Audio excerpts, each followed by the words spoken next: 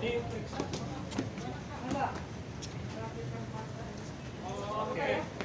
Siap itu.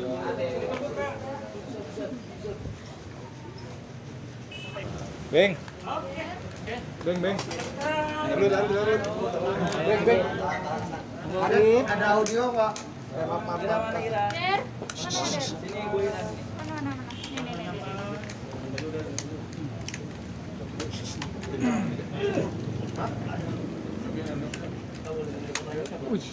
Lampu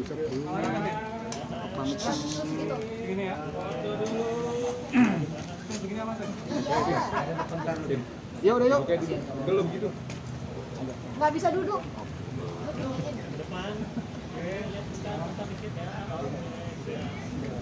Oke, Kak Ade, ada apa agenda di Polres hari ini? Ya, agendanya pengacara saya, kuasa hukum saya yang akan menjelaskan masalah agenda ya. Gimana? Perkenalan dulu baru kita. Selamat sore rekan-rekan media. Perkenalkan saya Muhammad Alvin Fahrezi selaku kuasa hukum dari saudari Ade Ratnasari. Saya memohon maaf berhubung karena waktu terlalu sore yang tadinya kita sudah prediksi sekitar jam 4 ya. Berhubung jalanan agak macet jadi agak telat sedikit. Apalagi yang mau ditanyakan? Iya Bang, agenda kesini ada apa? Agenda kedatangan kami ke Polres hari ini yang pertama kami melampirkan surat kuasa yang telah ditunjuk oleh saudari Ade Ratnasari yang akan kami laporkan ke pihak kepolisian. Lalu saya akan menjawab pertanyaan terkait dengan laporan inisial AA terhadap saudari Ade Ratnasari diduga melakukan pencemaran nama baik. Pencemaran nama baik dari mana? Saya bilang dalam pasal 310 KUHP ayat 1 itu terdapat dalam 5 unsur. Yang kedua, pasal 310 KUHP ayat 2 pencemaran nama baik itu terdapat dengan 2 unsur. Kedua unsur ini pun tidak terpenuhi. Nah, saya katakan kepada saudari Ade Ratnasari, unsur-unsurnya ini terpenuhi dari mana? Saya bilang. Lalu perlu dicatat dan perlu diketahui oleh para rekan-rekan media atau masyarakat secara umum, pencemaran nama baik atau menista dapat diartikan sebuah penghinaan. Sebuah penghinaan, tolong digarisbawahi. Dan dapat ditelusuri sebuah kata menghina. Nah, ini digarisbawahi di sini. Menghina dari mana? Yaitu dengan menyerang suatu kehormatan seseorang dan nama baik seseorang. Pertanyaan saya, apakah klien saya saudari Ade Ratnasari ini telah menghina terhadap inisial AA yang telah diberikan video bukti kepada pihak kepolisian? Nah, itu satu. Yang kedua, saya akan menjelaskan terkait dengan telah ditetapkannya tersangka kepada saudari inisial AA. Setelah digelar perkara atas penetapan statusnya sebagai tersangka, kita tetap memonitoring untuk tindak lanjut pemanggilan tersangka guna untuk dimintai keterangan. Pesan kami terhadap ke pihak kepolisian, ketika sudah dimintai keterangan, segera dilakukan penahanan. Kenapa? Khawatir saudara inisial AA ini akan melarikan diri atau merusak dan menghilangkan barang bukti. Nah, ini perlu menjadi atensi pihak kepolisian dan ditakutkan akan mengulangi sebuah tindak pidana. Nah, ini akan menjadi perhatian pihak kepolisian. Tapi saya selaku kuasa hukum dan saudara Ade Ratnasari percaya kepada institusi kepolisian akan bekerja secara profesional dan secara objektif dalam penanganan perkara tersebut sehingga terwujudnya justice for all, keadilan bagi semua. Cukup dari saya. Bang, mungkin agak sedikit kapan dilaporkan si kali ini terus dilaporkan? Kalau masalah dilaporkan kan saya juga kurang mengingat ya waktunya, tapi bulannya masih ingat. Februari juga beliau melakukan laporan itu. Untuk saat ini udah ada jadwal pemeriksaan sebagai Sudah kemarin tim penyidik memanggil saya untuk dilakukan pemeriksaan sebagai saksi. Seperti itu.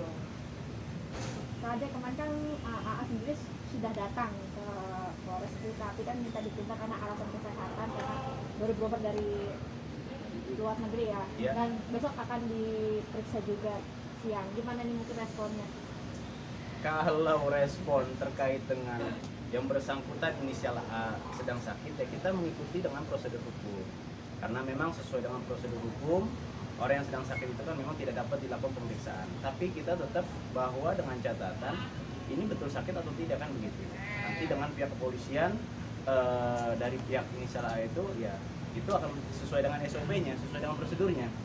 Tapi dari kami menekankan pihak kepolisian segera melakukan pemeriksaan terhadap tersangka yang tadi saya katakan ditakutkan melarikan diri atau merusak dan menghilangkan barang bukti. Karena secara aturan undang-undang orang yang sudah tersangka harus segera dilakukan proses. Banyak serangan dari medsos. Saya tidak menyebutkan siapa namanya, tapi pada prinsipnya klien saya ini psikisnya terganggu, kejiwaannya terganggu terkait dengan menghadapi hal tersebut. Dan rencana kami akan mengunjungi LPSK nanti, waktunya akan kami tentukan terkait dengan hal tersebut. Karena kenapa? Klien kami ini sudah sangat kalau kita bilang orang terganggu kan, jadi nggak mau baik kegiatan pekerjaan dan lain-lain itu kan nggak konsen jadinya. Jadi kan sedikit macam teror ya yang dialami oleh Mas. By WA, bukan teror sih, bukan. Maksudnya dalam hal ini banyak beberapa postingan sindiran yang memang mungkin tidak disebutkan namanya, tapi kan beberapa masyarakat atau netizen itu mengarahkannya, dugaan itu ke aku, jadi sangat mengganggu aku, sangat mengganggu psikis aku. Jadi maka dari itu aku secara pribadi meminta kuasa hukumku, meminta solusi ini seperti apa nih, mau karena AA selaku tersangka belum juga dilakukan penahanan. Jadi ini memang ingin ditahan. Kalau ingin ditahan kan memang sudah prosedur. Tidak ada. Kalau sesuai dengan prosedur hukum itu kan seperti itu. Kalau bicara damai itu nanti Kemarin kita udah ditolak duluan loh. oh gitu. Udah ditolak, belum mengajukan ini. Kalau bicara damai kami terbuka pintu untuk melakukan restoratif justice ya, pendekatan, perdamaian semuanya. Tapi yang tadi disampaikan oleh saudara Ade Ratnasari katanya ditolak, betul itu ditolak. Belum, saya tidak pernah mengatakan mau berdamai, tapi udah ditolak duluan. Tapi udah tolak duluan tuh. Yang tersangka siapa, yang ditolak damai siapa? Gitu. Kemarin kan saya sudah diundang di salah satu podcast yang tidak perlu saya sebutkan. Di situ saya mengungkapkan isi hati saya sendiri, bahwa biar bagaimanapun saya pernah mengingat kedekatan saya dengan AA.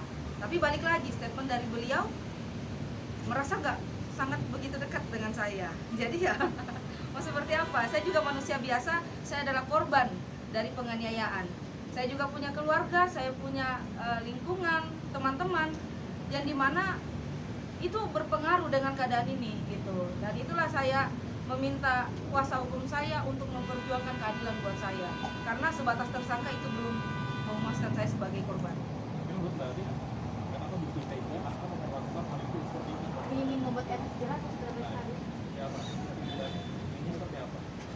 Aduh, kalau masalah beliau kenapa sampai tega menganiaya saya, itu mungkin alasannya ada di beliau sendiri. Karena kalau ditanya sama saya pun tidak tega sebenarnya. Tapi kan dia pun tega untuk menganiaya saya, sudah terbukti, sudah beliau jadi tersangka kan. Nah, jadi ya kembali lagi alasan pribadi itu hanya beliau yang dia yang ketahui, bukan saya. Kalau efek jerah sudah pasti, karena ini menjadi contoh buat masyarakat di luar, pertemanan di luar, ini menjadi contoh loh. Kasus saya dengan AA ini harusnya jadi contoh yang besar ya, dimana kalau ini ada pembiaran, bisa jadi di mana-mana akan ada penganiayaan yang dianggap ringan, udah main tampar pergi karena merasa ini nggak ditahan loh, ini penganiayaan ringan.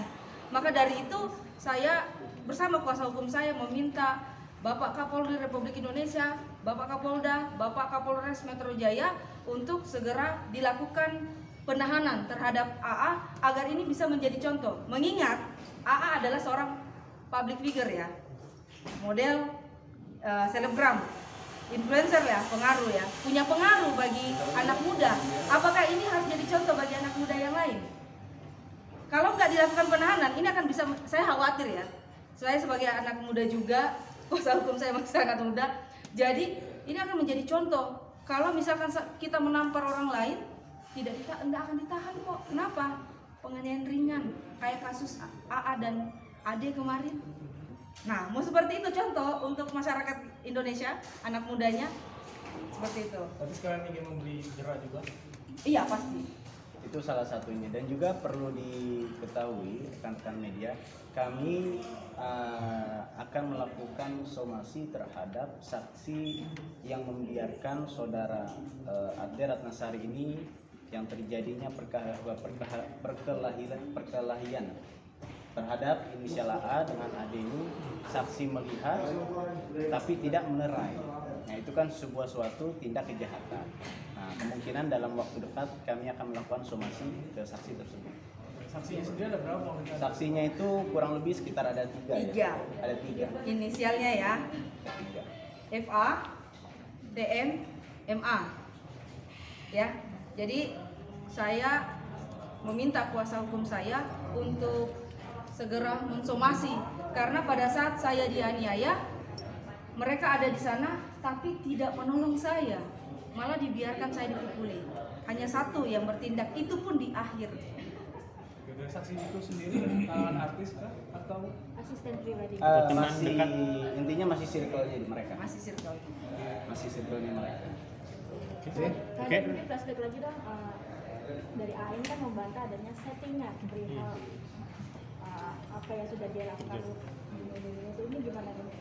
Kalau masalah settingan itu mungkin ya bisa menilai ya, kita nggak mau juga berasumsi atau menilai seseorang.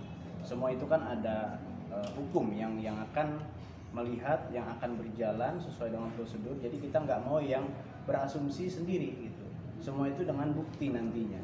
Karena dalam hukum pidana itu bukti itu melebihi dari cahaya. Jadi pembuktian itu ya harus terbukti. Ketika sudah terbukti ya orang tersebut itu ya harus menjalani dengan apa yang telah dia lakukan. itu sendiri untuk penganiayaan yang dilakukan oleh AA seperti apa tentang hal ini, Bang? Bagaimana? Jeratan hukum sendiri terhadap penganiayaan yang dilakukan oleh AA seperti apa?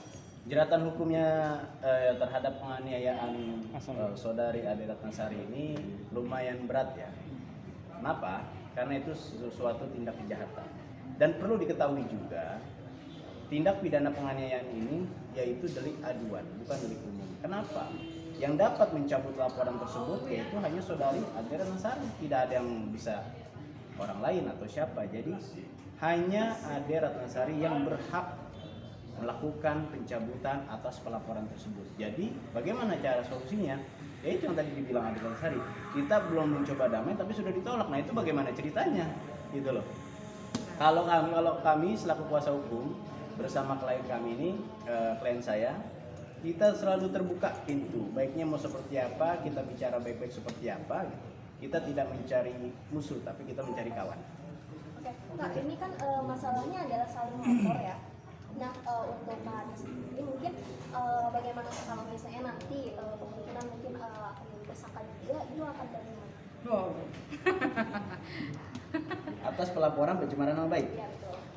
Sekarang gini, penetapan orang menjadi tersangka itu kan harus alat buktinya lengkap. Tidak bisa, yang tadi saya bilang unsur-unsurnya terpenuhi atau tidak.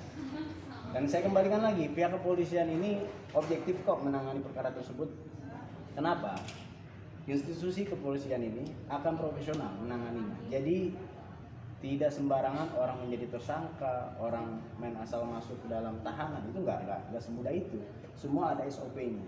Makanya kita serahkan kepada institusi kepolisian akan bekerja secara maksimal. Ya dah.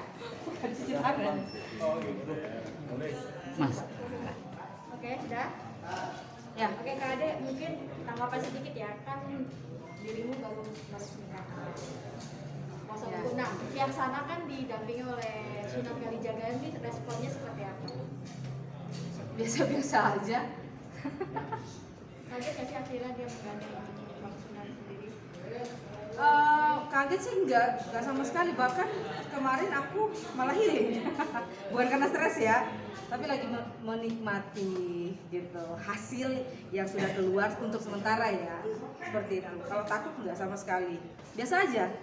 Itu kan haknya inisial AA ya, dia mau menggandeng siapapun juga itu haknya pribadinya beliau. Oke. Nanya Kak Ade, gimana tanggapannya melihat sendiri gandeng Bang Sunan? Biasa-biasa aja, sangat biasa-biasa aja. Karena kan ya itu haknya dia untuk menggandeng siapapun, gitu. Ya, nggak ada pengaruh apapun kok, gitu. Ya gimana?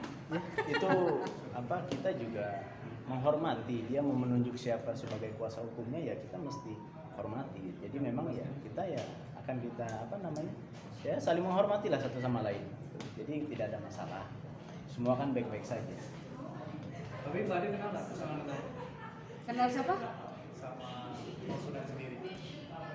Oh, kurang tahu tuh ya, karena aku juga baru mau lihat nih siapa nih, gitu kan. Tapi kenal Boge, iya saya kenal karena viral kemarin. Kalau Pak Sunan saya belum kenal. Nanti coba ya saya tanya sama kuasa hukum saya. Oke. Apa lagi? Cukup ya.